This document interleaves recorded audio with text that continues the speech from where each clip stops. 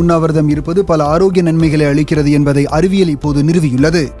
உண்ணா நோன்பு உடலுக்கு நச்சு நீக்கம் செய்ய நேரம் அளிக்கிறது. கொழுப்பு போன்ற பயன்படாத ஊட்டச்சத்து மூலங்களை பயன்படுத்துவதற்கு.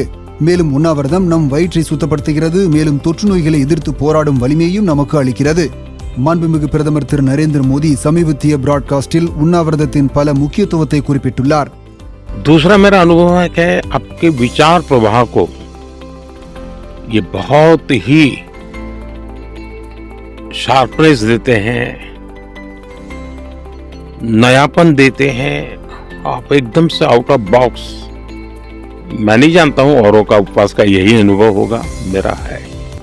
உண்ணாவிரதம் புலன்களின் திறனை மேம்படுத்தி அவற்றை அதிக உணர்திறன் மற்றும் விழிப்பு கொண்டதாக ஆக்குகிறது என்று மாண்புமிகு பிரதமர் கூறினார். உண்ணாவிரதம் என்பது உணவை தவிர்ப்பது மட்டுமல்ல, அது ஏற்பாடுகள் மற்றும் நச்சு நீக்கத்திற்கான அறிவியல் செயல்முறையை உள்ளடக்கியது என்றும் அவர் தெளிவுபடுத்தினார். உண்ணாவிரதத்தால் பல ஆரோக்கிய நன்மைகள் உள்ளன. அவை நீரிழிவு மற்றும் இருதய நோய் அபாயத்தை குறைத்தல், மேம்பட்ட நீண்ட ஆயுள், சீரான எடையை பராமரித்தல். A genuine fast cleanses the body, mind and soul என்று காந்திஜி கூறுவார்.